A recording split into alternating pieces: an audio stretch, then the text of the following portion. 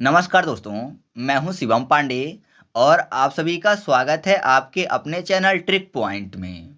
दोस्तों, आज हम लोग इस वीडियो में इंडियन ज्योग्राफी को एक और मैराथन क्लास के जरिए पढ़ने वाले हैं, जिसके अंतर्गत भारत की झीलें, भारत के खदान व भारत के तटीय मैदान के बारे में हम लोग जानेंगे।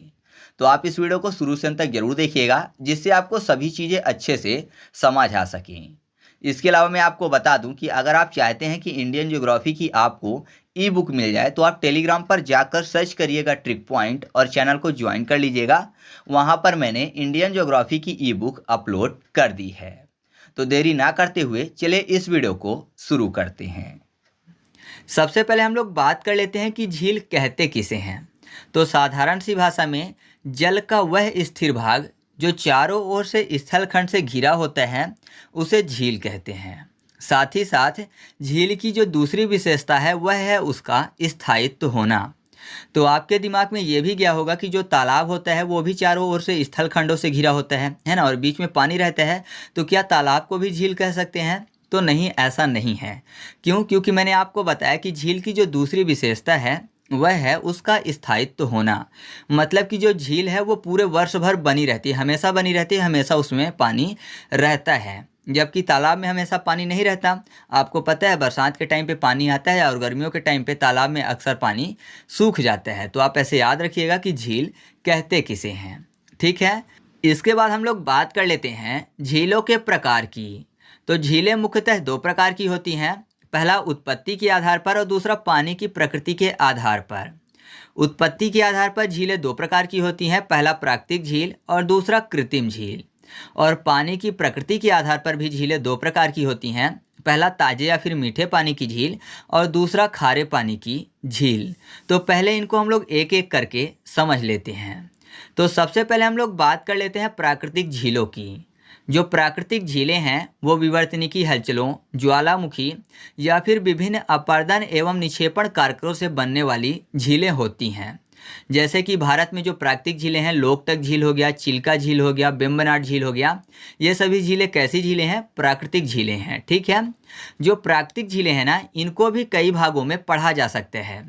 तो प्राकृतिक झीलों में पहला पृथ्वी की गति के आधार पर बनी हुई झीलें आ जाता है, जिसमें टेक्टोनिक झील या फिर भ्रंश घाटी झीलें शामिल हैं।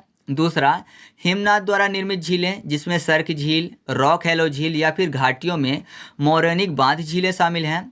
तीसरा इसमें जो है वो है ज्वालामुखी गतिविधियों द्वारा निर्मित झील, जिसमें क्रेटर और कॉल्डेरा शामिल हैं। चौथा अपर्दन द्वारा निर्मित झील, जिसमें क्रस्ट झीलें और पवन निक्षेपित झीलें शामिल हैं। और जो पांचवा है प्राकृतिक झीलों में वो है निक्षेपण द्वारा निर्मित झीलें, जिसमें नदी निक्षेपण, सामुद्र निक्षेपण, जिसमें आप लैगून झील भी बोल सकते हो, समुद्र निक्षेपण से बनने वाली झीलें हैं। और चौथा जो है इसमें जो तीसरा है वो है बांध निक्षेपण झील। ठीक है, तो याद रखिएगा निक्षेपण में भी तीन प्रकार की हो गई, नदी निक्षेपण, सामुद्र निक्षेपण जिसको लैगून बोलते हैं, और बांध निक्षेपण। यहाँ पर एक और झील है जिसको विसर्प झील या फिर गोखुर झील बोलते हैं। तो ये दोनों में शामिल है, मतलब अपर्दन और निक्षेपण दोनों प्रकार की झीलों में ये आता है। क्यों आता है ये मैं आपको तब बताऊंगा जब इसके बारे में हम लोग डिटेल में पढ़ेंगे। ठीक है, फिलहाल हम लोग ये बात करते हैं कि कृत्रिम झील किसे कहते हैं।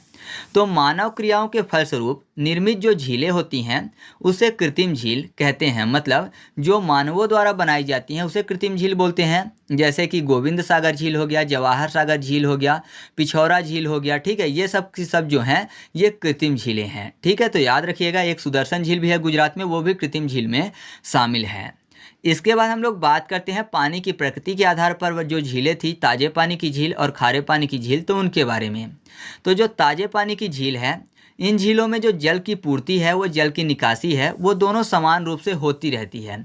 मतलब नया पानी आता है और पुराना पानी निकलता भी जाता है। तो कुल मिलाकर यहाँ पर नमक संचित नहीं हो पाता, जिस कारण से ये ताजे पानी की झील बनी रहती हैं। मतलब इसका पानी मीठा होता है। तो इनमें जो महत्वपूर्ण झीलें हैं जैसे कि डल झील और बूलर झील। ठीक है, ये ताजे पानी की झीलें हैं। दूसरा जो पॉइंट है वो है खारे पानी की झील।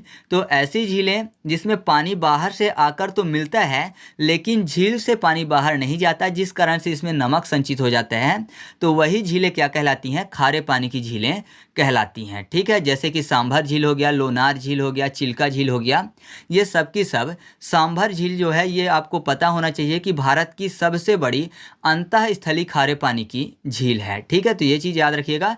और जो खारे पानी की सबसे बड़ी झील है वो चिल्का झील है। तो इस तरीके से हम लोगों ने उत्पत्ति के आधार पर और पानी की प्रकृति के आधार पर जो महत्वपूर्ण झीलें थी उनको समझा।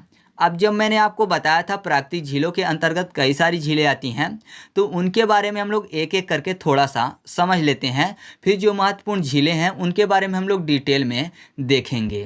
तो सबसे पहले हम लोग बात कर लेते हैं प्राकृतिक झीलों के अंतर्गत पृथ्वी की गति से बनी हुई झीलों की, जिनमें टेक्टोनिक झील और भ्रंश घाटी झीलें शामिल हैं। टेक्टोनिक झील का मतलब है कि भूगर्भिक हलचलों के कारण जो झीलें निर्मित हो जाती हैं उसे टेक्टोनिक झील बोलते हैं। भारत में इस प्रकार की जो झील है वो वूलर झील है। मतलब जो वूलर झील है वो टेक्टोनिक झील या फिर ऐसा बोले कि विवर्तनिकी झील जो है उसका एक उदाहरण है। ठीक है, दूसरी जो झील है वो भ्रंश घाटी झीलें हैं। तो भ्रंश घाटी झीलों का मतलब आप ऐसा समझिए कि भूतल में हुए दरारों के कारण जब दो भ्रंशों के मध्य का जो भाग है वो धंस जाता है और वहाँ पर पानी भर जाता है और स्थायी रूप से भरा रहता है, तो वहाँ पर जो झीलें बन जाती हैं उसी को बोलते हैं भ्रंश घाटी झीलें। तो इस तरीके से पृथ्वी की गति से बनी हुई झीलों के बारे में हम लोगों ने देखा। इसके बाद हम लोग बात कर लेते हैं हिमनाद द्वारा निर्मित झीलों की, जिसमें पहला है सर्क झील। तो सीधा सा ऐसा समझिए कि ग्लेशियर का आइस का कोई बड़ा सा टुकड़ा जब ग्लेशियर से अलग हो जाता है और आगे किसी चट्टान या फिर पहाड़ के सामने आ जाने के कारण उसका जो ग्लेशियर का टुकड़ा है वहीं पर रह जाता है और साथ ही साथ वो पिघल जाता है, तो वहाँ पर जो पानी इकट्ठा होता है तो उसी पानी वाली झील को क्या बोलते हैं? सर्क झील बोलते हैं। ठीक है, दूसरा है रॉक हेलो झील। तो ऐसा समझिए कि ग्लेशियर जो है वो जब धीरे धीरे पिघलता है तो क्या होता है कि जब पिघलेगा तो जाहिर सी बात है वो ग्लेशियर आगे से ख़त्म होता चलेगा। तो जब ग्लेशियर आगे से धीरे धीरे पिघलता है और आगे जो मान लीजिए कोई खड्डा है, तो खड्डा जब धीरे धीरे भरता चला जाता है तो वहाँ पर पानी भर जाने के कारण एक झील की तरह आकृति दिखती है, तो उस झील को क्या बोलते हैं? रॉक हेलो झील बोलते हैं। ठीक है, और साथ ही साथ जो तीसरा पॉइंट है हिमनाद द्वारा निर्मित झीलों में वो है मौरानिक झीलें, या फिर ऐसा बोलिए कि घाटियों के मौरानिक बांध झीलें। तो जब ग्लेशियर का पानी जो है किसी अवसाद के कारण, मतलब कि ग्लेशियर से ही जो अवसाद होते हैं, तो उन्हीं अवसादों के कारण जो है ग्लेशियर का पानी रुक जाता है, आगे नहीं बह पाता, या फिर ऐसा बोले कि जैसे आपको पता है जो ग्लेशियर का पानी है वो नदियों के रूप में भी नीचे बहकर चला आता है ना, हिमालयी जो नदियाँ हैं। तो ग्लेशियर का पानी जब नहीं आ पाता है नीचे, किसी न किसी अवसाद के कारण रुक जाता है, तो वहाँ पर जो निर्मित झीलें हैं उसको बोलते हैं क्या? घाटियों के मौरानिक बांध झीलें, क्योंकि एक बांध की तरह आकृति वहाँ पर बन जाती है। वैसे देखने में जो तीनों हैं एक ही जैसे हैं क्योंकि हिमनाद द्वारा ही निर्मित हैं। ठीक है, इसके बाद हम लोग बात कर लेते हैं उत्पत्ति के आधार पर जो हम लोगों ने बात की थी प्राकृतिक झीलों की। तो प्राकृतिक झीलों में जो तीसरा पॉइंट है वो है ज्वालामुखी गतिविधियों द्वारा निर्मित झीलें, जिसमें था क्रेटर और कॉल्डेरा झील। तो क्रेटर आप समझते हैं कि ज्वालामुखी का जो मुख होता है उसको क्रेटर बोलते हैं। तो ऐसा समझिए कि जब कोई ज्वालामुखी फटता है तो बाद में जब धीरे धीरे वो शांत हो जाता है, लावा निकलना बंद हो जाता है, तो उसके मुख में जब पानी जमा हो जाता है तो उसको क्या बोलते हैं? क्रेटर झील बोलते हैं। और अगर वो क्रेटर झील बड़ा हो, मतलब कि भाग में बहुत बड़ा हो, तो उसको बोलते हैं कोल्डेरा झील। यानी क्रेटर झील का बड़ा भाग क्या बोला जाता है? कोल्डेरा झील बोला जाता है। ठीक है, इसके बाद हम लोग बात कर लेते हैं अपरदन द्वारा निर्मित झीलों की, जिसमें दो महत्वपूर्ण झीलें आती हैं, क्रास्ट झीलें और पवन अपर्दित झीलें। वैसे पवन निक्षेपित झीलें भी होती हैं, मैं आपको समझा दूंगा कैसे। तो सबसे पहले हम लोग बात कर लेते हैं क्रास्ट झीलों की। तो ऐसा समझिए कि नदी कहीं से गुजर रही है और नदी के सामने कहीं ऐसी चट्टान आ गई जो कि जल में घुल जाती है, या फिर चूना पत्थर की चट्टान है, तो जाहिर सी बात है जल से वो धीरे धीरे खत्म हो जाएगी, यानी अपर्दित हो जाएगी। और वहीं पर अगर नई स्थलाकृत बन जाती है और पानी भर जाता है तो उसी को क्या बोलते हैं? क्रास्ट झीलें बोलते हैं। ठीक है, दूसरा हम लोग बात कर लेते हैं पवन अपर्दित झीलों की, यानी हवाओं के द्वारा मान लीजिए कि कहीं से जो हवा है वो वहाँ की जो मिट्टियाँ हैं या फिर बालू जो है वहाँ का उड़ा ले जाती है, तो जाहिर सी बात है वहाँ पर कोई खड्डा टाइप का बन जाता है अपर्दन के कारण, तो वो जो झीलें हैं कहलाती हैं पवन अपर्दित झीलें। और जो हवा से बहा कर ले जाती हैं तो जाहिर सी बात है कहीं ना कहीं इकट्ठा करती होंगी, तो मान लीजिए ऐसे ही इकट्ठा कर देती हैं कि बीच में खड्डा टाइप का हो जाता है और चारों तरफ ऊंचा ऊंचा बन जाता है, तो तो वहाँ पर अगर पानी भर जाता है तो उसको बोलते हैं पवन निक्षेपित झीलें। ठीक है, तो दो प्रकार की होती हैं, पवन अपर्दित झीलें भी होती हैं और पवन निक्षेपित झीलें भी होती हैं। जैसे मैंने आपको समझाया था, विसर्प और गोखुर झील भी दोनों में आता है, यानी अपर्दन और निक्षेपण दोनों में आता है। तो अब हम लोग बात कर लेते हैं सीधा सा गोखुर या फिर विसर्प झीलों की ही। तो ऐसा समझिए कि नदियां जो है जब मैदानी क्षेत्र में जाती हैं तो जाहिर सी बात है नदियां क्या करती हैं, घुमावदार मार्ग में बहती हैं, यानी जैसे सर्प जो है वो चलता है उसी प्रकार नदियां भी चलती हैं। तो जो घुमावदार वाली आकृति है, तो कभी कभी मान लीजिए नदियों में बहाव तेज से आया, ठीक है, या फिर बाढ़ के टाइम पे, तो घुमावदार ना होकर नदियां धीरे धीरे काटती रहती हैं आगे वाले हिस्से को और सीधा बहना शुरू कर देती हैं। तो जो घुमावदार वाला हिस्सा है वहाँ पर धीरे धीरे अवरोध भी खड़ा हो जाता है और साथ ही साथ मैंने आपको बताया कि सामने वाला जो हिस्सा है उसको काट के नदियाँ सीधा बहने लगती हैं।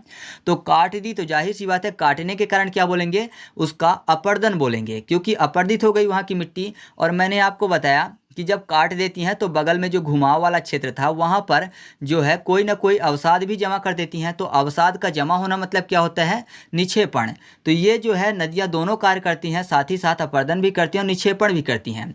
तो जब सीधा बहने लगती हैं ना तो वो कहलाता है उसका अपर्दन करना। और जब सीधा नदियाँ बह जाती हैं उसी के कारण जो विसर्प झीलें हैं तो उसका निर्माण हो जाता है। क्यों? क्योंकि किनारे वाला जो गोल गोल वाला हिस्सा था वहाँ पर पानी भरा रह जाता है। ठीक है, तो उस कारण से वहाँ पर विसर्प झीलें या फिर गोखुर झीलों का निर्माण हो जाता है। गोखुर में शब्द आपको मिल जाएगा गोखुर, मतलब गायों का खुर, या फिर ऐसा बोलिए कि खुर मतलब पैर होता है तो उनकी आकृति का दिखने लगता है। तो सीधा सा आप समझिएगा कि ये अपर्दन और निक्षेपण दोनों के कारण इसका निर्माण होता है, जैसे पवन अपर्दित और पवन निक्षेपित झीलें भी होती हैं। ठीक है, तो आगे बढ़ते हैं। इसके बाद हम लोग बात कर लेते हैं निक्षेपण द्वारा निर्मित झीलों की। तो निक्षेपण द्वारा निर्मित झीलों में पहला है नदी निक्षेपण झील, जिसके अंतर्गत आता है गोखुर या फिर विसर्प झील। दूसरा जो है वो है समुद्र निक्षेपण झील, जिसमें लैगून झील आती है। और तीसरा है बांध निक्षेपण झील। अगर आप अपर्दन और निक्षेपण में कंफ्यूज हैं तो सीधा सा समझिएगा, अपर्दन मतलब होता है इरोजन, मतलब ऐसा समझिए कि कहीं की मिट्टी है नदी ने उसको बहा दिया। ठीक है, नदियों ने कहीं की मिट्टी को काट दिया है और वहाँ पर नई आकृति का निर्माण कर दिया है, तो उसको क्या बोलेंगे कि वहाँ की मिट्टी अपर्दित हो गई है। और जो अपर्दित की गई थी मिट्टी जब नदियाँ बहाकर आगे कहीं ले जाती हैं और कहीं पर अलग जगह डिपॉजिट कर देती हैं और वहाँ पर नई आकृति का निर्माण करती हैं, मतलब बहाई हुई मिट्टी को ले जाकर कहीं नई आकृति का निर्माण करेंगी, तो उसको बोलेंगे निक्षेपण। मतलब डिपॉजिट कर दिया ले जाकर तो निक्षेपण हो गया, और इरोजन कर दिया तो उसको अपर्दन बोलेंगे। ठीक है, तो नदी निक्षेपण में मैंने आपको बता ही दिया पहले ही कि कौन सी झील आएगी, विसर्प या फिर गोखुर झील। ठीक है, जो विसर्प या फिर गोखुर झील है उसमें अपर्दन और निक्षेपण दोनों काम होता है, मैंने आपको समझा ही दिया कैसे। तो नदी निक्षेपण के अंतर्गत वही आएगी। दूसरा जो था समुद्र निक्षेपण, जिसमें लैगून झील मैंने आपको बताया। तो लैगून झील के बारे में आप ऐसा समझिए कि समुद्र क्षेत्र में जो तटीय क्षेत्र होता है ना, तो तटीय क्षेत्र में जब पानी स्थल भाग में घुस जाता है समुद्र का, और बाद में क्या होता है कि धीरे धीरे वहाँ पर बालू का अवरोध खड़ा हो जाते हैं। मतलब समुद्र का पानी तो स्थल भाग में घुस गया तटीय वाले क्षेत्र में, और बाद में वहाँ पर बालू का अवरोध खड़ा हो गया, जिस कारण से पानी समुद्र की तरफ दोबारा लौट कर नहीं जा पाया।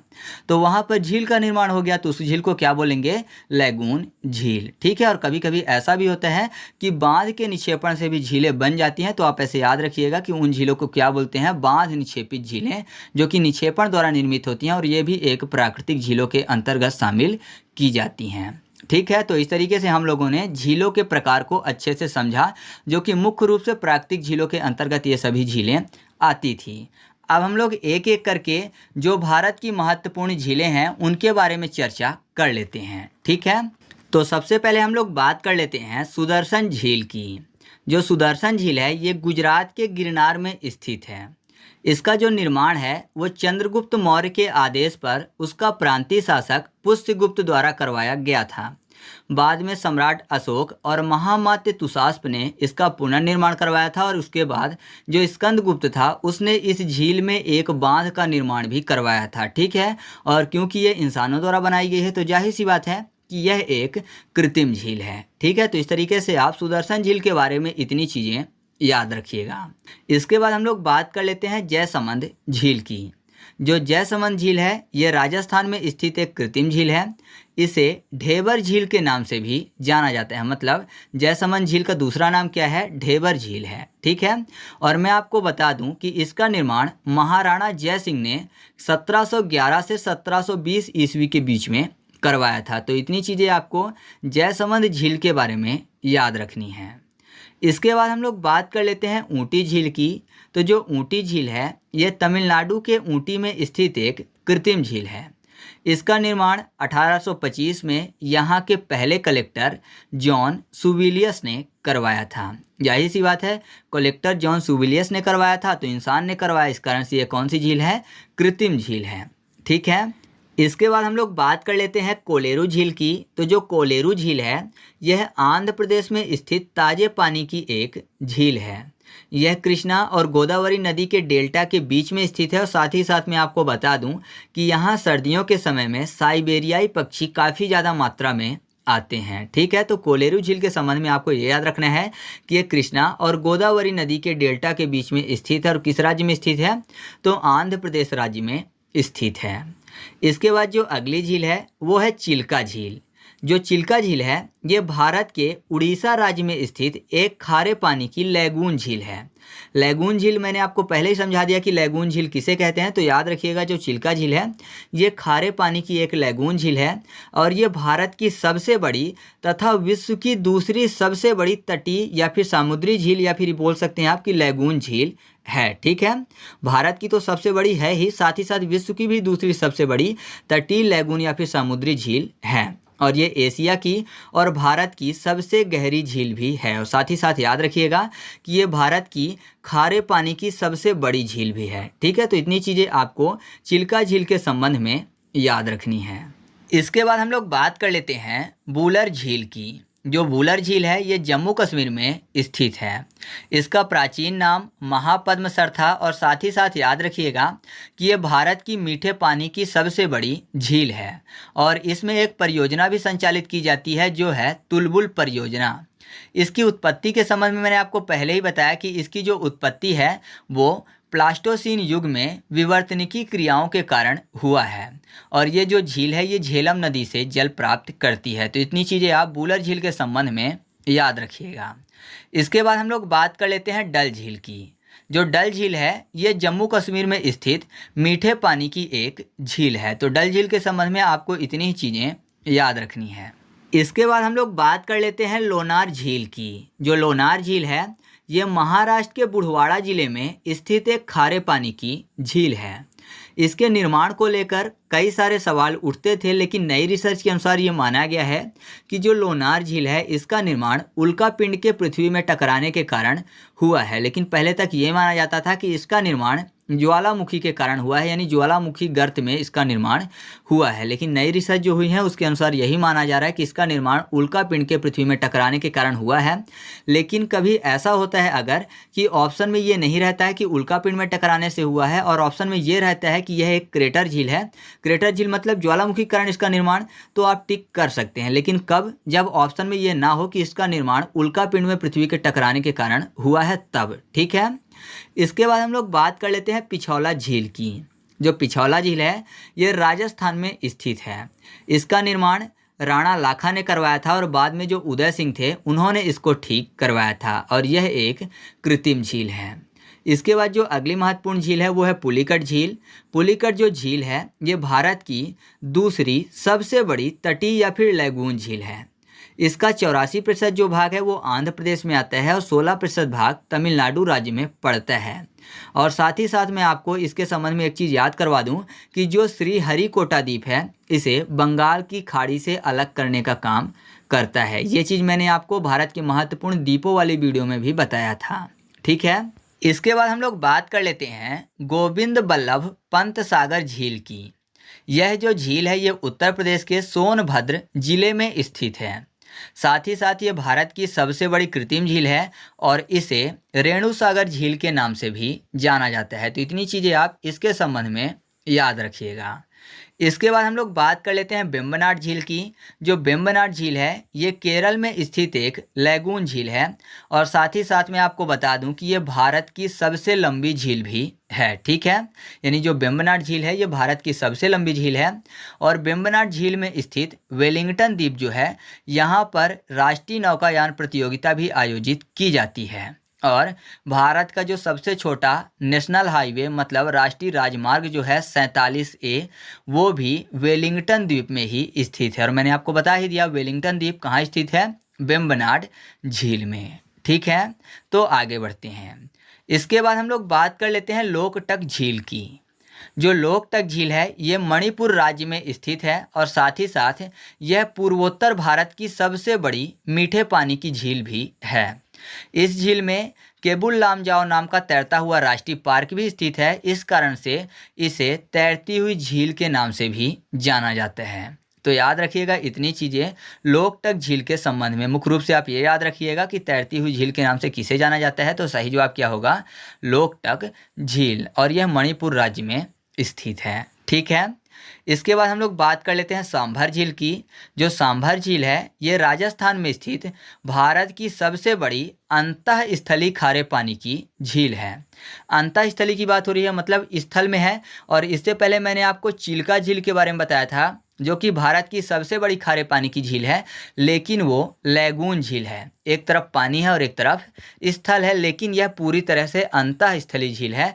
तो अगर आपसे पूछा जाता है कि भारत की सबसे बड़ी अंतःस्थलीय खारे पानी की झील कौन सी है, तो सही जवाब क्या होगा, सांभर झील। ठीक है, तो आगे बढ़ते हैं। इसके बाद हम लोग बात कर लेते हैं रूपकुंड झील की। जो रूपकुंड झील है इसे रहस्यमय झील मतलब मिस्ट्री लेक के नाम से भी जाना जाता है। यह उत्तराखंड में स्थित है और 1942 में इसमें 500 से ज़्यादा कंकालों की खोज की गई थी, जिस कारण से इसको कंकाल झील के नाम से भी जाना जाता है। तो याद रखिएगा कंकाल झील के नाम से किसे जाना जाता है, रूपकुंड झील को। ठीक है, तो चलिए आगे बढ़ते हैं। इसके बाद हम लोग बात कर लेते हैं चोलामू झील की। तो चोलामू झील के संबंध में आपको इतनी चीज़ें याद रखनी है कि ये सिक्किम में स्थित भारत की सबसे ऊंची झील है। यानी भारत की सबसे ऊंची झील कौन सी है, तो वो है चोलामू झील, और यहीं से तीस्ता नदी भी निकलती है। ठीक है, तो इतनी चीज़ें आप चोलामू झील के संबंध में याद रखिएगा। इसके बाद है देवताल झील। जो देवताल झील है ये उत्तराखंड में स्थित है और साथ ही साथ ये भारत की दूसरी सबसे ऊंची झील है। पहली सबसे ऊंची झील चोलामू झील और दूसरी सबसे ऊंची झील देवताल झील। ठीक है, इसके बाद जो अगली झील है वो है कोलेरू झील। जो कोलेरू झील है यह आंध्र प्रदेश में स्थित भारत और एशिया की सर्वाधिक आर्द्रता वाली लैगून झील है। ठीक है, तो इसके बारे में यही चीज़ याद रखिएगा, यही महत्वपूर्ण भी है कि यह एशिया और भारत की सबसे ज़्यादा आर्द्रता वाली लैगून झील है। ठीक है, और स्थित कहाँ पे है, तो ये आंध्र प्रदेश में स्थित है। इसके बाद हम लोग बात कर लेते हैं हुसैन सागर झील की। जो हुसैन सागर झील है इसका निर्माण हुसैन शाह वली द्वारा 1565 में करवाया गया था और यह स्थित है हैदराबाद और सिकंदराबाद के बीच में। ठीक है, इसके बाद हम लोग बात कर लेते हैं डीडवाना झील की। जो डीडवाना झील है ये राजस्थान में स्थित है। इसके संबंध में आप ये याद रखिएगा कि यह वायु द्वारा निर्मित एक महत्वपूर्ण झील है। ठीक है, इसका निर्माण कैसे हुआ है, तो वायु द्वारा हुआ है। मैंने आपको बताया था वायु के अपर्दन और निक्षेपण के बारे में, तो उसके द्वारा ही इसका निर्माण हुआ है। ठीक है, इसके बाद हम लोग बात कर लेते हैं कोडाई कनाल झील की। तो कोडाई कनाल झील के संबंध में आप ये याद रखिएगा कि ये तमिलनाडु में स्थित एक कृत्रिम झील है। ठीक है, अगला जो है वो है चपनाला झील। जो चपनाला झील है वो असम राज्य में स्थित है। ऐसे ही आपकी स्क्रीन पर बहुत सारी झीलों के नाम दिख रहे हैं, उसके संबंध में आपको केवल राज्यों के नाम याद रखने हैं कि वो झील किस राज्य में स्थित है। तो इस तरीके से हम लोगों ने भारत की झीलों के बारे में जितनी भी चीज़ें महत्वपूर्ण थी उनको एक एक करके देखा। अब हम लोग बात करते हैं भारत की महत्वपूर्ण खदानें व संबंधित राज्य के बारे में। सबसे पहले हम लोग बात कर लेते हैं कोलार के खदान की। जो कोलार की खदान है ये कर्नाटक राज्य में स्थित है। साथ ही साथ हट्टी की जो खदान है ये भी कर्नाटक राज्य में स्थित है। तो यहाँ पर देखिए कर्नाटक में आपको एक शब्द मिल जाएगा कर्ण, और आपको पता है कर्ण कौन थे, सूर्यपुत्र थे, है ना। सूर्य भगवान जो थे उनके वरदान से ही वो जन्मे थे, तो जाहिर सी बात है कर्ण जो थे वो सूर्यपुत्र थे। तो यहाँ पर देखिए कोलार में आपको एक शब्द मिल जाएगा कुलर, और हट्टी में आपको एक तो शब्द मिल जाएगा भट्टी, या फिर हट्टी में आपको हॉट शब्द भी मिल जाएगा। तो हॉट मतलब गर्म होता है और कूलर मतलब ठंडे की बात हो रही है। तो आपको पता है जो कर्ण हैं वो सूर्य भगवान के पुत्र हैं, तो अगर वो सूर्य भगवान के पास जाएंगे तो उनको बहुत ज़्यादा गर्मी लगेगी, है ना, बहुत ज़्यादा गर्मी लगेगी। जैसे कि वो भट्टी के पास गए हों तो बहुत ज़्यादा हॉट हो गए सूर्य भगवान, तो यहाँ पर देखिए उनको किस चीज़ की ज़रूरत पड़ेगी, कूलर की ज़रूरत पड़ेगी। तो किनको कूलर की ज़रूरत पड़ेगी? कर्ण को, क्योंकि कर्ण जो है सूर्यपुत्र हैं, तो जब भी अपने पिताजी से मिलने जाएंगे तो उनको बहुत ही ज़्यादा गर्मी लगेगी, और साथ ही साथ अगर गर्मी लगेगी तो उनको कूलर की ज़रूरत पड़ेगी। तो आप ऐसे याद रखिएगा कि कोलार और हट्टी जो है वो कर्नाटक राज्य में स्थित है। अच्छा, आपको एक काम और करना है कि अगर आपने पहले वो वीडियो देख ली है कि कौन सी खदान कौन से खनिज से संबंधित है, तो आपको सभी खदानों को एक एक करके आंसर भी बताते चलना है कि ये किस खनिज से संबंधित है। ठीक है, तो आप ये कमेंट करते चलिएगा। इसके बाद अगला है रामगिरी की पहाड़ी, और जो रामगिरी की पहाड़ी है ये आंध्र प्रदेश में स्थित है।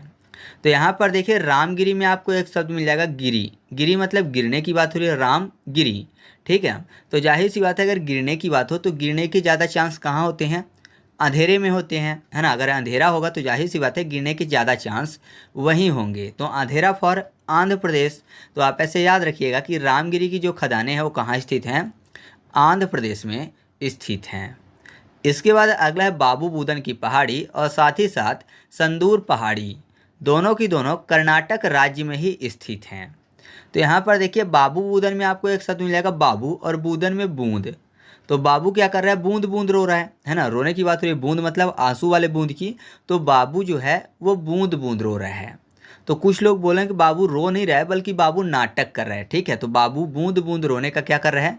नाटक कर रहा है। बहुत सारे ऐसे लोग होते हैं जो कि नाटक करते हैं। अब किसका बाबू है मुझे नहीं पता, आप लोग देख लेना। लेकिन जो बाबू है वो बूंद बूंद रो रहा है, रो नहीं रहा है बल्कि वो नाटक कर रहा है, रोने का नाटक कर रहा है। और क्यों कर रहा है ऐसा? क्योंकि बाबू दूर है। तो दूर फॉर संदूर पहाड़ी और बाबू बूंद फॉर बाबू बूदन की पहाड़ी। तो आप ऐसे याद रखिएगा कि बाबू बूदन की पहाड़ी और संदूर पहाड़ी जो है ये कर्नाटक राज्य में स्थित है। इसके बाद हम लोग बात कर लेते हैं भंडारा के खदान की। तो जो भंडारा की खदान है ये महाराष्ट्र राज्य में स्थित है।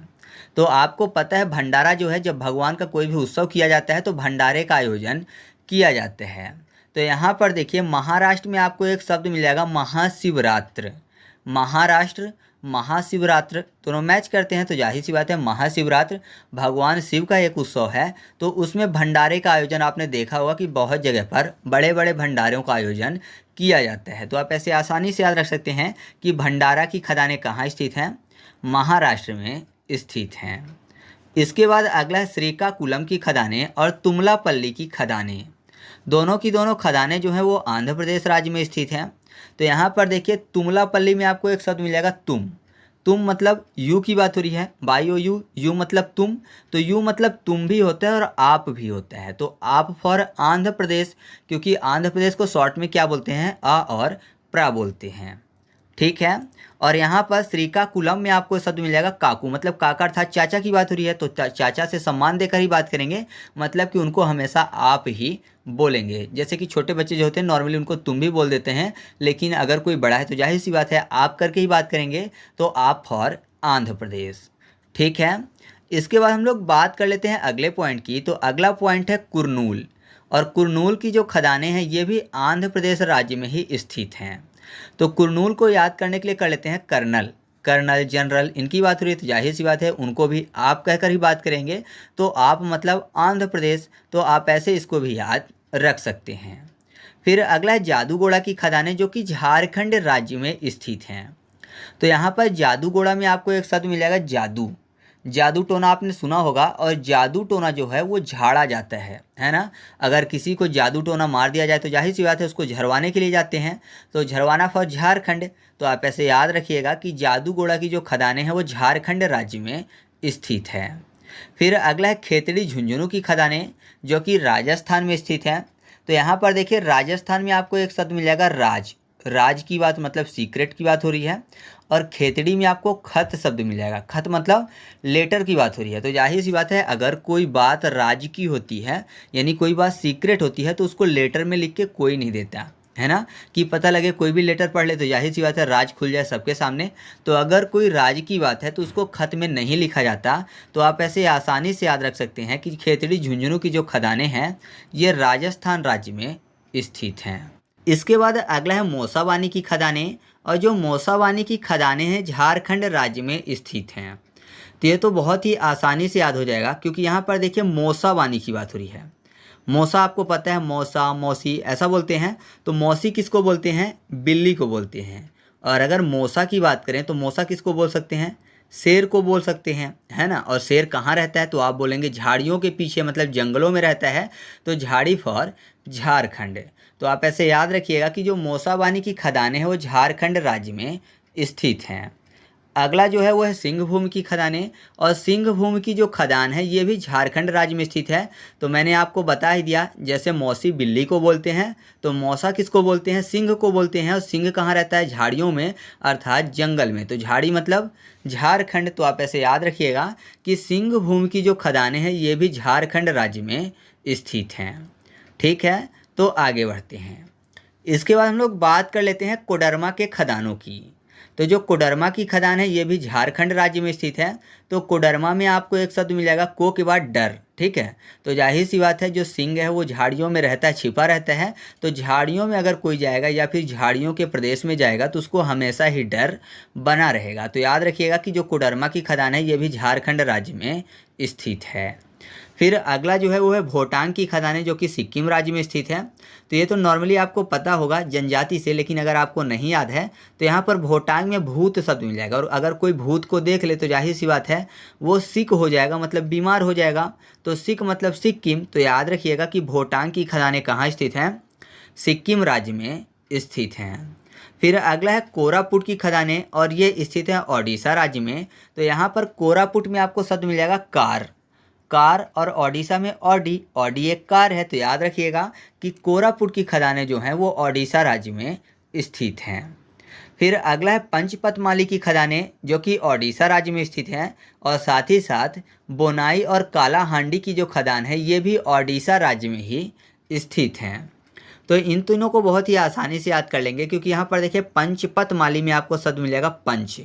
और अगर किसी को पंच मार दिया जाए, मतलब जोरदार पंच मार दिया जाए, तो जाहिर सी बात है कि वो उड़ जाएगा, है ना। अगर कोई शक्तिशाली आदमी पंच मार दे जोर से तो वो सामने वाला उड़ जाएगा। तो उड़ना फॉर ओडिशा। और उड़ने के साथ साथ उसकी जो बोन है, यानी उसकी जो हड्डी है वो भी टूट जाएगी। क्यों? क्योंकि पंच जोरदार मारा गया है तो उड़ तो गया है, साथ ही साथ उसकी बोन यानी हड्डी भी टूट गई है।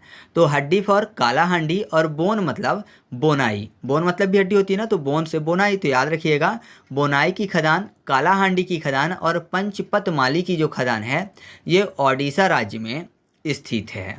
इसके बाद अगला है पलामू की खदानें, और जो पलामू की खदानें हैं झारखंड राज्य में स्थित हैं। तो पलामू में आपको एक शब्द मिल जाएगा प्लम्बर। और झारखंड, झारखंड को झार जो शब्द लिखा हुआ है उसको याद करने के लिए झरना कर लेते हैं। तो आपको पता है झरना से पानी आता है और प्लम्बर भी पानी वाला ही काम करते हैं। तो आपको आसानी से याद हो जाएगा कि पलामू की जो खदानें हैं वो झारखंड राज्य में स्थित हैं।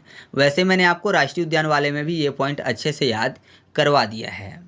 इसके बाद अगला है राजहरा की खदानें और बैलाडीला की खदानें। दोनों की दोनों जो खदान है छत्तीसगढ़ राज्य में स्थित हैं। तो यहाँ पर छत्तीसगढ़ में आपको एक शब्द मिल जाएगा क्षति। क्षति मतलब होता है नुकसान। राजहरा में आपको शब्द मिल जाएगा राजहारा, मतलब कोई भी था जिसने अपना पूरा का पूरा राज जो है वो हार गया है। तो आपको पता है राज हार गया है तो जाहिर सी बात है उसको क्षति हुई है, नुकसान हुआ है। तो क्षति फॉर छत्तीसगढ़। और बैलाडीला में आपको बैल शब्द मिल जाएगा। तो जाहिर सी बात है अगर कोई बैल के सामने जाएगा, है ना, बैल जो है गुस्साया हुआ है और बैल के सामने अगर कोई जाता है तो उसको क्षति हो सकती है। तो आप ऐसे याद रख सकते हैं कि बैलाडीला की जो खदान है ये भी छत्तीसगढ़ राज्य में स्थित है। फिर अगला है बादाम पहाड़ी, और ये स्थित है ओडिशा राज्य में। नॉर्मली मैंने आपको पहाड़ी वाली वीडियो में ये चीज़ें याद करवा दी हैं कि कौन सी पहाड़ी किस राज्य में स्थित है। तो मैं आपको यहाँ पर बादाम पहाड़ी भी याद नहीं करवाऊँगा, क्योंकि पहाड़ी वाली वीडियो आपने देखी होगी तो आपको ये याद होगा।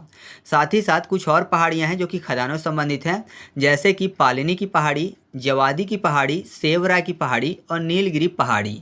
ये सब की सब तमिलनाडु राज्य में स्थित हैं। तो ये मैंने आपको पहाड़ी वाले वीडियो में अच्छे से याद करवा दिया है कि ये किस राज्य में स्थित है। लिंक मैं आपको कमेंट बॉक्स में दे दूंगा, अगर आपने वीडियो नहीं देखा है तो आप उस वीडियो को देख लीजिएगा। ठीक है, तो आगे बढ़ते हैं। इसके बाद हम लोग बात कर लेते हैं सलेम के खदानों की। जो सलेम की खदान है ये तमिलनाडु राज्य में स्थित है। तो सलेम में आपको एक शब्द मिल जाएगा साला में। ठीक है, सलेम साला में, साला मतलब पाठशाला की बात हो रही है और शाला में क्या सिखाया जाता है?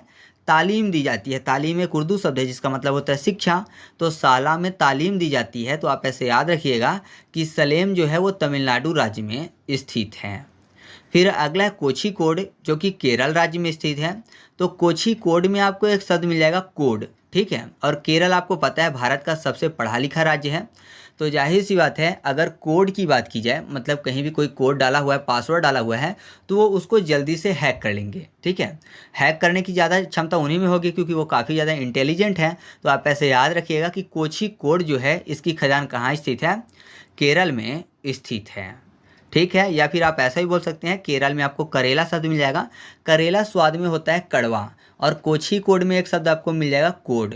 तो अगर घर में करेला बना हो तो बच्चों को पता नहीं लगने दिया जाता, हमेशा कोड में बात की जाती है। अगर पूछा जाए कि किस चीज़ की सब्जी बनी है तो कोड में बात की जाएगी, जिससे कि बच्चों को पता ना चले। तो आप ऐसे भी याद रख सकते हैं।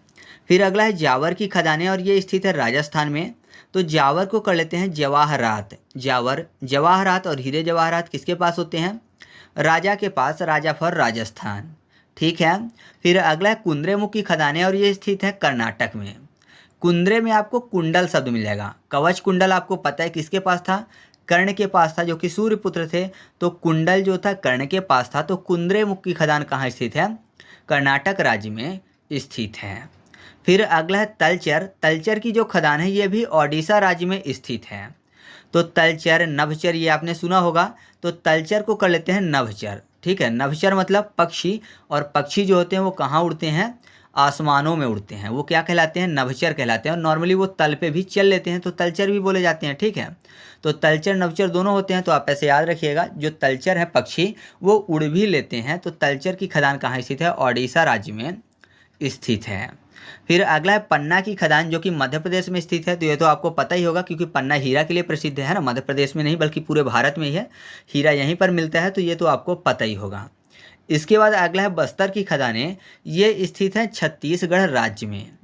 तो यहाँ पर देखिए बस्तर में आपको शब्द मिल जाएगा बस और तार, मतलब कोई बस है वो जो बिजली का तार होता है उससे टकरा गई है। तो जाहिर सी बात है बस अगर बिजली के तार से टकरा जाएगी तो उसको क्षति होगी, क्षति से छत्तीसगढ़। तो याद रखिएगा बस्तर की खदान कहाँ स्थित है, छत्तीसगढ़ राज्य में स्थित है। फिर अगला है रानीगंज की खदान, और ये स्थित है पश्चिम बंगाल में। तो यहाँ पर देखिए रानीगंज में आपको रानी शब्द मिल जाएगा। और रानी कहाँ रहती हैं, महलों में रहती हैं, या फिर आप ऐसे बोल सकते हो कि रानी आज के टाइम पे बंगले में रहती हैं, बंगला फॉर पश्चिम बंगाल, ठीक है। तो याद हो जाएगा आपको ऐसे कि रानीगंज की जो खदान है कहाँ स्थित है, पश्चिम बंगाल में स्थित है। फिर अगला है आसनसोल की खदान, और ये स्थित है असम में। तो आसन असम दोनों मैच करते हैं तो अलग से ट्रिक बताने की ज़रूरत नहीं है। फिर अगला है मोतीपुरा की खदानें, जो कि स्थित हैं गुजरात में। मोतीपुरा में आपको मौत शब्द मिल जाएगा। मौत मतलब डेथ, और डेथ को ऐसा ही बोला जाता है कि सामने वाला गुजर गया है, गुजरना फॉर गुजरात। तो याद रखिएगा कि मोतीपुरा की खदान जो है वो गुजरात राज्य में स्थित है। फिर अगला है डेगाना की खदानें, जो कि राजस्थान में स्थित है। तो यहाँ पर देखिए डेगाना में आपको शब्द मिल जाएगा दे गाना। आपने देखा होगा एफएम रेडियो में जो आरजे लोग होते हैं वो सबके मनपसंद का गाना सुनाने का काम करते हैं, है ना, बोलते हैं कि ये वाला गाना मुझे सुना दीजिए। तो गाना सुना देते हैं कौन, आरजे। तो आरजे फॉर राजस्थान, राजस्थान को शॉर्ट में आरजे लिखते हैं ना। तो याद रखिएगा डेगाना की खदान राजस्थान में स्थित है। फिर जो अगला पॉइंट है वो है बगजाता की खदानें, और साथ ही साथ झरिया की खदान और हजारीबाग की खदान। ये तीनों की तीनों जो खदानें हैं ये झारखंड राज्य में स्थित हैं। तो झरिया को झाड़ियाँ कर लेते हैं, झाड़ियों का प्रदेश झारखंड, ये याद हो गया। बगजाता में बाग शब्द लिखा हुआ है, और साथ ही साथ हजारीबाग में भी आपको बाग शब्द मिल जाएगा। तो जाहिर सी बात है कहीं पे बहुत बड़ा बाग है तो बाग में भी काफ़ी ज़्यादा क्या होते हैं, पेड़ पौधे होते हैं, तो काफ़ी ज़्यादा झाड़ियाँ वहाँ पर देखने को मिलती हैं। तो याद रखिएगा बाग में काफ़ी ज़्यादा झाड़ियाँ होती हैं। तो झाड़ी फॉर झारखंड, या फिर बाग को बाघ कर लेते हैं। बाघ जो होता है वो झाड़ियों में छिपा रहता है शिकार के लिए, तो आप ऐसे भी याद रख सकते हैं। तो याद रखिएगा बगजाता की खदान, झरिया की खदान और हजारीबाग की जो खदान है वो झारखंड राज्य में स्थित है। फिर अगला है नेल्लोर की खदान, जो कि आंध्र प्रदेश में स्थित है। नेल्लोर में आपको शब्द मिल जाएगा लोर। लोर मतलब होता है आंसू, और आंसू कहाँ निकलते हैं, आँखों से, और आँखों से अंधे भी होते हैं, तो अंधा फॉर आंध्र प्रदेश। तो याद रखिएगा नेल्लोर की खदान जो है वो आंध्र प्रदेश राज्य में स्थित है। अब इस वीडियो का लास्ट पॉइंट है केंदुझर की खदान, जो कि ओडिशा राज्य में स्थित है। केंदुझर में आपको कैदू शब्द मिल जाएगा, मतलब कैद करने की बात। तो जाहिर सी बात है, अगर कैद किया जाता है तो कैदी जो है हमेशा भागने की कोशिश में लगा रहता है। ठीक है, तो अगर भागेगा तो उड़ लेगा।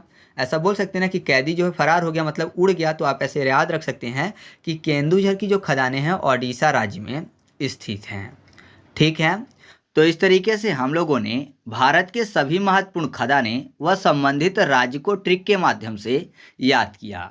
अब हम लोग भारत के सभी महत्वपूर्ण अंतर्राष्ट्रीय हवाई अड्डे को ट्रिक के माध्यम से याद कर लेते हैं। सबसे पहले हम लोग बात कर लेते हैं चौधरी चरण सिंह हवाई अड्डे की। जो चौधरी चरण सिंह हवाई अड्डा है, ये उत्तर प्रदेश के लखनऊ में स्थित है। तो यहाँ पर देखिए चरण की बात हो रही है, चरण मतलब पैर की बात हो रही है, और पैर में आपने देखा हुआ ज़्यादातर शूज या फिर स्लीपर पहनने का काम किया जाता है। अब यहाँ पर देखिए लखनऊ में आपको एक शब्द मिल जाएगा लखानी, और आपको पता है लखानी के शूज भी आते हैं और स्लीपर भी आते हैं। तो आपको ऐसे आसानी से याद हो जाएगा कि चौधरी चरण सिंह जो हवाई अड्डा है वो कहाँ स्थित है, लखनऊ में स्थित है। मैं आपको एक चीज़ क्लियर कर दूं कि यहाँ पर जो भी ट्रिक बताई जाती है किसी भी व्यक्ति, संस्था या फिर समुदाय की भावना को ठेस पहुँचाने के लिए बिल्कुल भी नहीं बनाई जाती है। तो आप इसको गलत ढंग से मत लीजिएगा, यह ट्रिक केवल याद करने की दृष्टि से ही बनाई गई है। तो अब जो अगला पॉइंट है वो है लाल बहादुर शास्त्री हवाई अड्डा। जो लाल बहादुर शास्त्री हवाई अड्डा है ये वाराणसी में स्थित है। यहाँ पर वाराणसी में एक शब्द मिल जाएगा आपको वॉर। वॉर मतलब क्या होता है, युद्ध होता है। और आपने देखा होगा कि युद्ध में किसकी जरूरत पड़ती है, शस्त्रों की जरूरत पड़ती है। तो शस्त्र फॉर शास्त्री यानी लाल बहादुर शास्त्री। तो याद रखिएगा कि लाल बहादुर शास्त्री हवाई अड्डा कहाँ स्थित है, वाराणसी में स्थित है। इसके बाद अगला है बिरसा मुंडा हवाई अड्डा, जो कि झारखंड के रांची में स्थित है। तो यहाँ पर देखिए बिरसा को याद करने के लिए कर लेते हैं वर्षा। ठीक है, वर्षा मतलब पानी की बात हो रही है, बरसात की बात हो रही है। और रांची में आपको एक शब्द मिल जाएगा रैंची, मतलब रैन शब्द। रैन मतलब बारिश ही होती है ना। तो आप ऐसे याद रखिएगा कि बिरसा मुंडा हवाई अड्डा कहाँ स्थित है, रांची में स्थित है। इसके बाद अगला है राजा भोज हवाई अड्डा, जो कि भोपाल में स्थित है। तो आपको पता है भोपाल को पहले भोजपाल बोला जाता था, और अभी फिर से तैयारी की जा रही कि इसका नाम बदलकर भोजपाल कर दिया जाए। तो भोपाल भोजपाल दोनों एक ही है। तो याद रखिएगा कि राजा भोज हवाई अड्डा कहाँ स्थित है, भोपाल में स्थित है। वैसे भी भोपाल जो है वो राजा भोज की नगरी कही जाती है। इसके बाद अगला है देवी अहिल्याबाई होलकर हवाई अड्डा, जो कि इंदौर में स्थित है। तो यहाँ पर देखिए इंदौर में आपको शब्द मिल जाएगा इनडोर। और अगर इंडोर में देखना है और दरवाज़ा बंद है तो जाहिर सी बात है होल से देखना पड़ेगा। होल करके अगर देखेंगे तो इंडोर में देख सकते हैं। तो आप ऐसे याद रखिएगा कि देवी अहिल्याबाई होलकर हवाई अड्डा कहाँ स्थित है, इंदौर में स्थित है। फिर अगला है स्वामी विवेकानंद हवाई अड्डा, जो कि रायपुर छत्तीसगढ़ में स्थित है। तो यहाँ पर देखिए विवेकानंद में आपको शब्द मिल जाएगा विवेक। विवेक मतलब बुद्धि की बात हो रही है। और रायपुर में आपको एक शब्द मिल जाएगा राय। तो आपको पता है इंसान राय उसी से लेता है जिसके पास विवेक हो, यानी विवेक और बुद्धि जिसके पास हो, जाहिर सी बात है इंसान उसी से राय लेता है, पागलों से राय लेने नहीं जाता। तो स्वामी विवेकानंद जो हवाई अड्डा है कहाँ स्थित है, रायपुर में स्थित है। फिर अगला है लोकप्रिय गोपीनाथ बारडोली हवाई अड्डा, ये स्थित है गुवाहाटी में। अच्छा, आप कमेंट करके बताइएगा कि गुवाहाटी किसकी राजधानी है। तो यहाँ पर देखिए बारडोली में आपको शब्द मिल जाएगा डोली, और बारडोली में वर शब्द भी लिखा हुआ है, यानी वर जो है वो डोली लेकर आया है। तो जाहिर सी बात है कि दूल्हा जो है वो डोली लेकर जाता है, तो किससे जाता है, हाथी घोड़े से जाता है। तो यहाँ पर देखिए हाथी फॉर गुवाहाटी। तो आपको याद हो जाएगा कि लोकप्रिय गोपीनाथ बारडोली हवाई अड्डा कहाँ स्थित है, गुवाहाटी में स्थित है। फिर अगला है बीजू पटनायक हवाई अड्डा, ये स्थित है भुवनेश्वर में।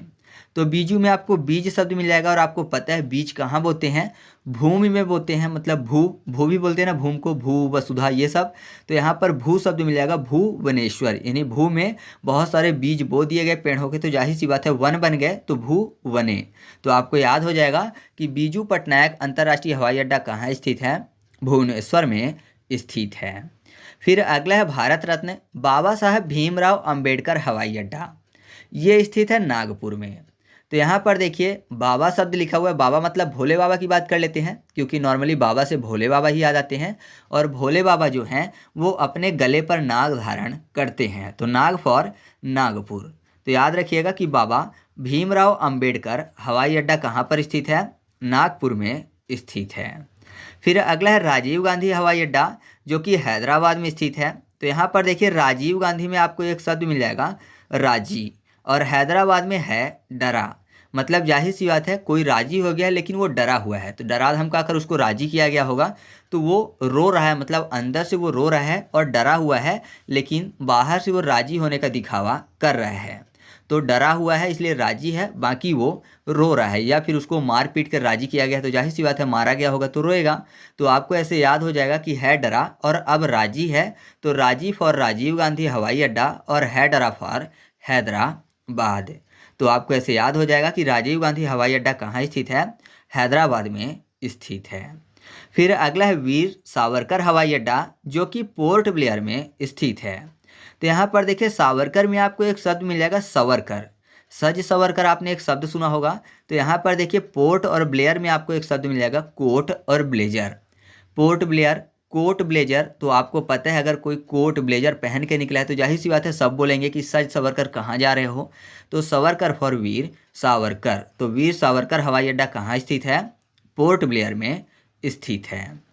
फिर अगला है इंदिरा गांधी हवाई अड्डा, जो कि नई दिल्ली में स्थित है। तो इंदिरा में आपको शब्द मिल जाएगा इंदौरा। ठीक है, इंदिरा इंदौरा, मतलब दौरा पड़ने की बात हो रही है, और दौरा किसका पड़ता है? दिल का, तो दिल फॉर नई दिल्ली। तो याद रखिएगा कि इंदिरा गांधी हवाई अड्डा कहाँ स्थित है?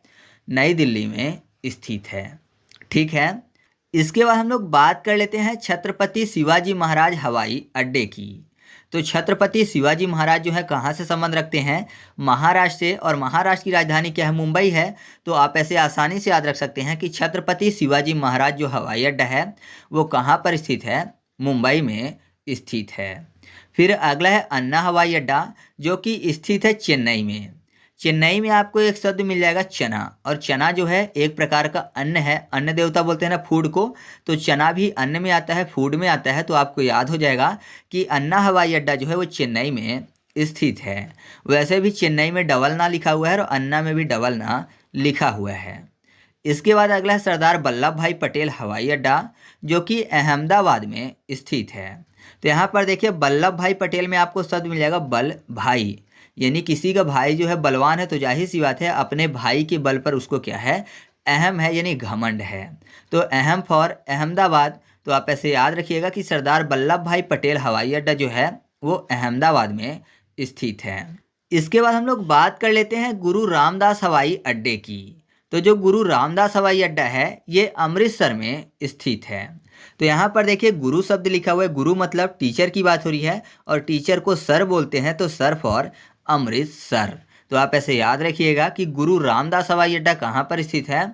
अमृतसर में स्थित है। इसके बाद अगला है कालीकट हवाई अड्डा, जो कि कोझिकोड में स्थित है।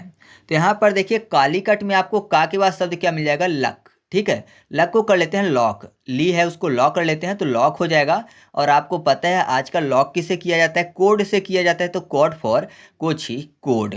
तो आप ऐसे याद रखिएगा कि कालीकट जो हवाई अड्डा है वो कोझिकोड में स्थित है। फिर अगला शेख आलम हवाई अड्डा या फिर शेख अल आलम हवाई अड्डा, ये स्थित है श्रीनगर में। तो आलम शब्द लिखा हुआ है, आलम को अलार्म कर लेते हैं, और नॉर्मली लोग अलार्म वाली घड़ी को कहाँ पर रखते हैं? अपने सिर के पास रखते हैं, तो सिर फॉर श्रीनगर। तो याद रखिएगा कि शेख अल आलम जो हवाई अड्डा है वो श्रीनगर में स्थित है।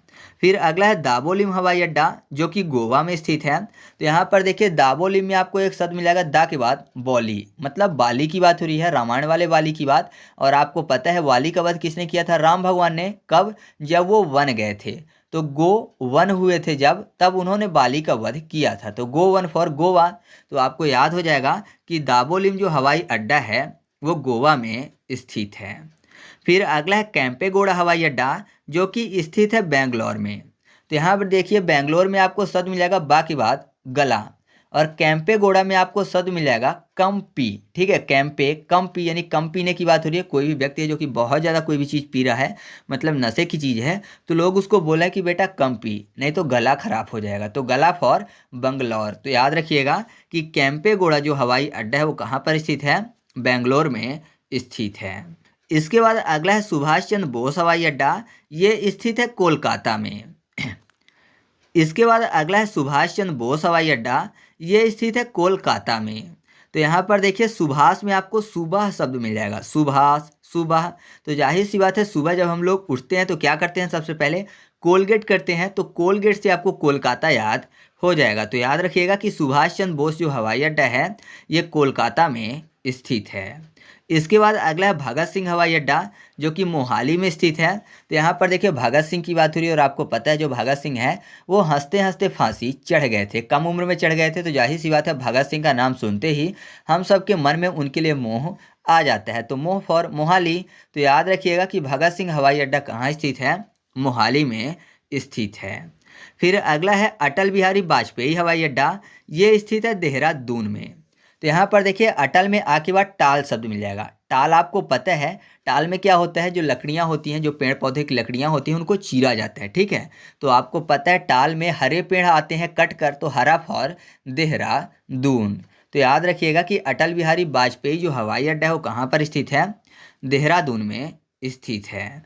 अब एक और हवाई अड्डा है जिसका मैं ट्रिक नहीं बना पाया हूँ, वो है जय नारायण प्रकाश हवाई अड्डा, जो कि पटना में स्थित है। तो इसको आपको खुद से याद रखना है, या फिर अगर आप ट्रिक बना लेते हैं तो कमेंट करके बता दीजिएगा, मैं उसको पिन कर दूंगा।